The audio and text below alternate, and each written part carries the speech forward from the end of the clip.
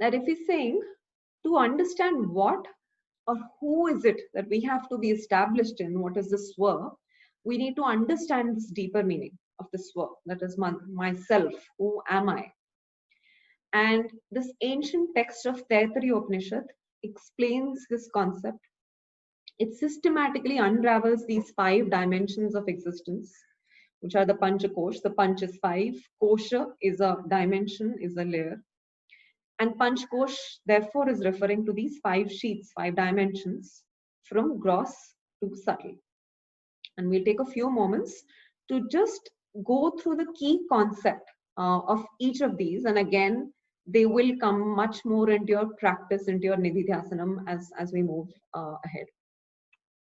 So let's start with the gross thing. What is the grossest that we all see, which Anirudh brought us to, which we all see but often forget and often are not aware of, is Annamay Kosh. So the word Annamay Kosh, as you can see, Anna. Anna means food. And this is actually referring to your physical body. But it's amazing to see how, yogis talked of Anna, because they saw that the body, the physical body, is made of the food that we consume. Food is the source. And what they also saw beyond that is that it is the end. When we die, when our body decomposes, disintegrates, it goes back to the soil, and it then therefore generates food for more other people. So this heap of food that we are is tomorrow going to become food for someone else. That's the insight that they had. And what that brought about is a deep reverence for matter.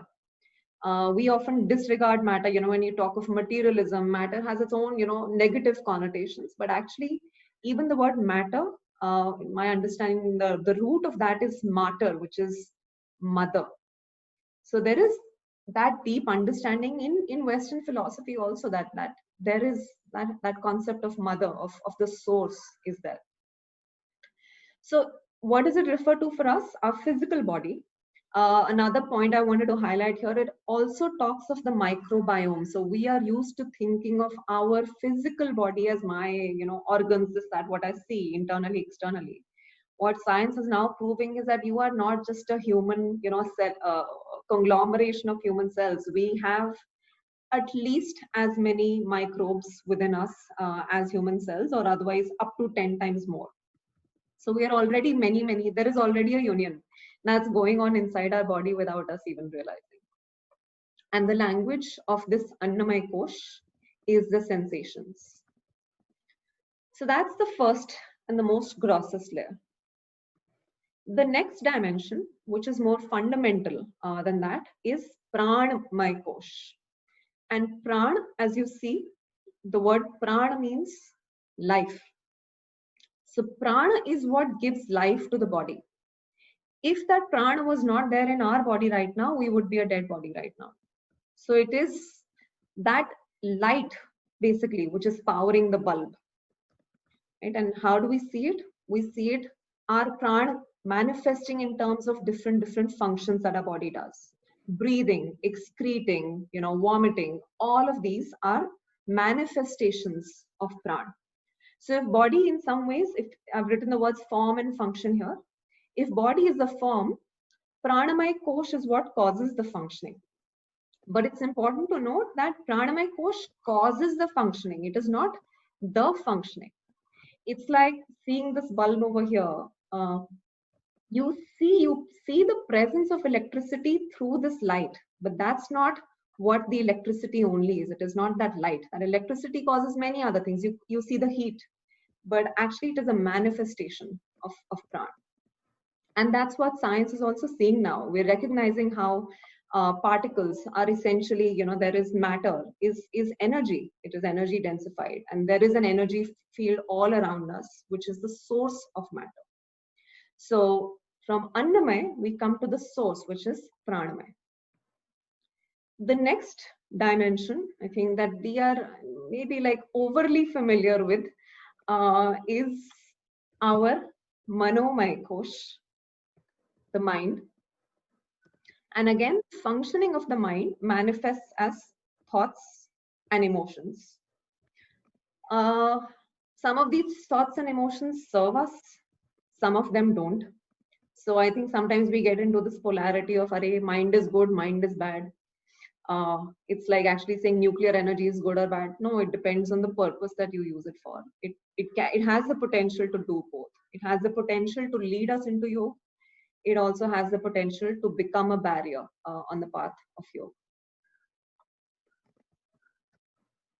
Monkey may have been more appropriate. Yes, that is also the talk of the monkey mind. Actually, instead of a dog, maybe showing a monkey next time.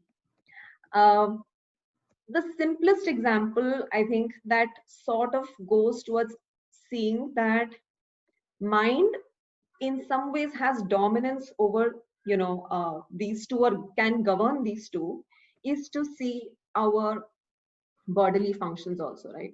I have a hand, but that hand will move when my mind has that will inside. And we're seeing more and more in case of psychosomatic diseases also, that even my pranamaya kosh, even my hormonal secretions, all of that will shift based on the state of my mind.